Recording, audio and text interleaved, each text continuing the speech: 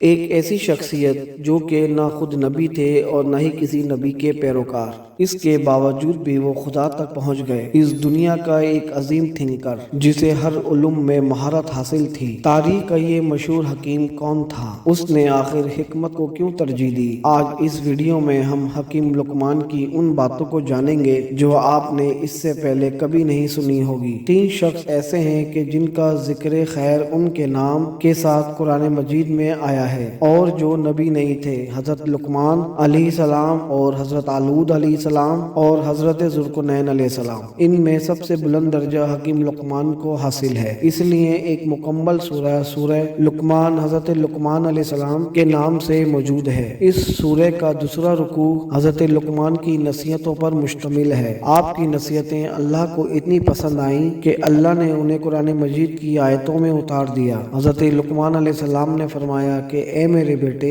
اللہ کے ساتھ عبادت میں دوسرے لوگوں کو شریک مت کرنا، بے شک اللہ کے ساتھ دوسروں کو شریک کرنا گناہ عظیم ہے۔ اے میرے پیارے بیٹے، چاہے کوئی بھی عمل رائی کے دانے کے برابر کسی چٹان میں یا آسمان میں کسی بھی جگہ چھپا ہو، اللہ تبارک و تعالیٰ اسے تمہارے سامنے لے آئے گا۔ بے شک اللہ بڑی حکمت والا اور ہر شے سے واقف ہے۔ اے میرے پیارے بیٹے، نماز ادا کیا کرو، نیکی کا حکم دو اور برائی سے روکو۔ جو بھی کچھ تمہیں نیکی کے راستے میں بھگتنا پڑے، خندہ پیشانی سے برداشت کرو۔ بے شک یہ وہ عہد ہے کہ جس کی تمہیں پاسداری کرنی ہے، اور لوگوں کے سامنے اپنی ناک کو اونچا مت کرنا، زمین پر کبھی اکڑ کر مت چلنا۔ بے شک اللہ تبارک و تعالیٰ کسی مغرور اور شیخیاں بگاڑنے والے کو پسند نہیں فرماتا۔ اپنی رفتار کو معتدل رکھو اور اپنی آواز کو نیچے رکھو، کیونکہ تمام تر آوازوں میں سے بدترین آواز گدھے کی ہے۔ بہت سی حکایات اور سبق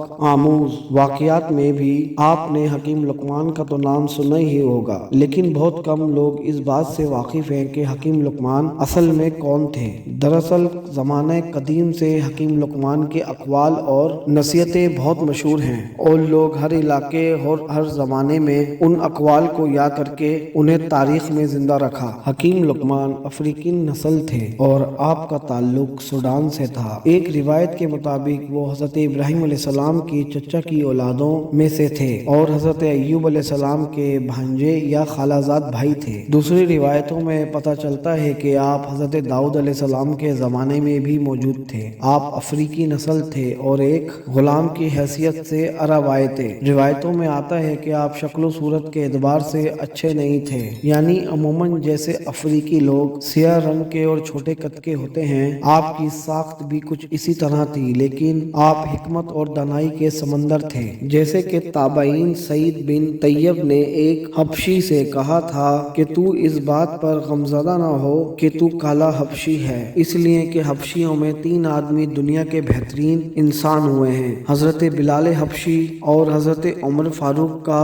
غلام مہجہ اور حکیم لقمان۔ روایتوں کے مطابق حضرت لقمان نے حضرت داؤد علیہ السلام کا زمانہ پایا تھا اور بنی اسرائیل میں قاضی بھی رہے۔ آپ کا زمانہ 3000 قبل مسیح کا ہے۔ اللہ تعالیٰ نے حضرت لقمان کو وہ چیز عطا فرمائی تھی جو کہ اس زمانے میں کسی انسان کو نہیں تھی۔ اللہ تبارک و تعالیٰ نے انہیں 100 انسانوں کے برابر عقل اور ادراک عطا فرمایا تھا۔ حضرت لقمان علیہ السلام کے بارے میں لکھا گیا ہے کہ اللہ نے انہیں جڑی بوٹیوں کا بھی علم عطا کیا گیا تھا۔ حکیم لقمان نے علم طب یعنی کہ میڈیکل سائنس کی بھی بنیاد رکھی۔ حکیم لقمان اپنے ارد گرد فطرت کے مسائل کا غور سے مطالعہ کیا کرتے رہتے تھے، جانور اور پودوں کو دیکھ کر اللہ کے قوانین کا مشاہدہ کرتے اور اس چیز تک عقلی رسائی کی کوشش کرتے کہ ان تمام تخلیقات کی بنیاد کیا ہے اور ان کا مقصد حیات کیا ہے۔ آپ ایک دن درخت کے نیچے لیٹے ہوئے تھے کہ آپ کی آنکھ لگ گئی۔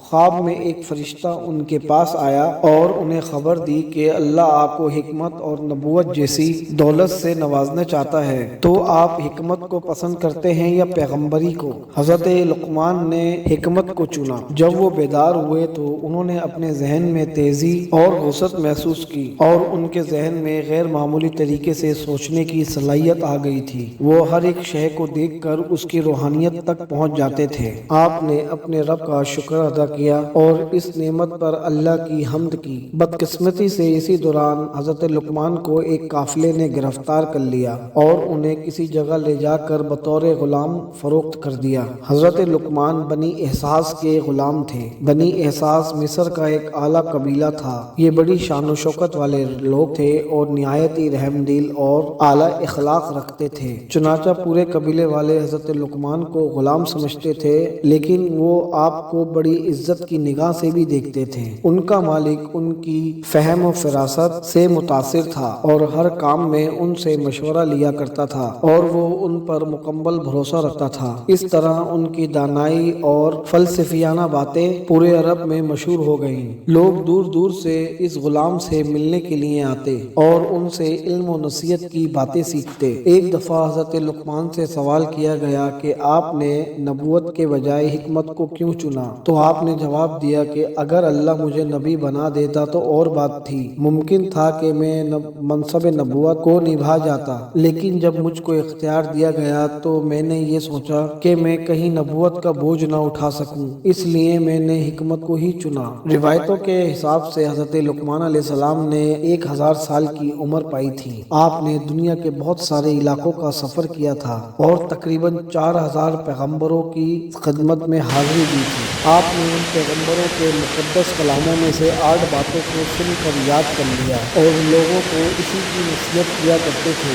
وہ 8 باتیں یہ تھیں کہ جب تم نماز پڑھو تو اپنے دل کی حفاظت کرو، اور جب تم کھانا کھاؤ تو اپنے حلق کی حفاظت کرو، اور جب تم کسی غیر کے مکان میں رہو تو اپنی آنکھوں کی حفاظت کرو، اور جب تم لوگوں کی مجلس میں رہو تو اپنی زبان کی حفاظت کرو، اور اللہ تعالیٰ کو ہمیشہ یاد رکھو اور اپنی موت کو ہمیشہ یاد کرتے رہو۔ اپنے احسانوں کو بھلا دو اور دوسروں کے ظلم کو فراموش کر دو۔ بعض اہل عرب مصنف اور شاعروں کے پاس صحیفہ لقمان موجود تھی، لہٰذا روایتوں میں آتا ہے کہ ہجرت سے 3 سال قبل مدینہ کا ایک شخص آپ صلی اللہ علیہ وآلہ وسلم سے بہت متاثر ہوا۔ اس کا نام سوید بن سامت تھا اور وہ حج کے لیے جب مکہ گیا اور جب وہ مکہ پہنچا تو اس وقت نبی پاک صلی اللہ علیہ وآلہ وسلم حاجیوں کو دعوت اسلام دے رہے تھے اور سوید نے آپ کی ایک تقریر بھی سنی۔ اس کے بعد اس نے نبی پاک سے ملاقات کی اور کہا، آپ جو باتیں پیش کر رہے ہیں ایسی ہی چیز ایک میرے پاس بھی ہے۔ تو آپ صلی اللہ علیہ وآلہ وسلم نے پوچھا کہ وہ کیا ہے؟ تو اس نے کہا کہ صحیفہ لقمان۔ پھر اس نے نبی کے کہنے پر کچھ حصوں کو پڑھ کر سنایا۔ آپ صلی اللہ علیہ وآلہ وسلم نے فرمایا، یہ تو بہت اچھا کلام ہے، مگر میرے پاس جو کلام ہے وہ اس سے بھی بہتر ہے۔ اس کے بعد آپ نے اسے قرآن پاک سنایا۔ سوید نے جب قرآن سنا تو بلا شبہ کہا کہ یہ تو صحیفہ لقمان سے بہتر ہے۔ حضرت حکیم لقمان کے بہت سارے واقعات، نصیحتیں اور اقوال مشہور ہیں جنہیں زمانہ قدیم سے لوگ زبانی یاد کیا کرتے تھے اور وہ اقوال ہر زمانے میں منتقل ہوتا رہا۔ آج ان واقعات اور نصیحتوں کو بہت ساری کتابوں میں جمع کیا گیا ہے، جسے ہر شخص کو اپنی زندگی میں ایک دفعہ ضرور پڑھنا چاہیے۔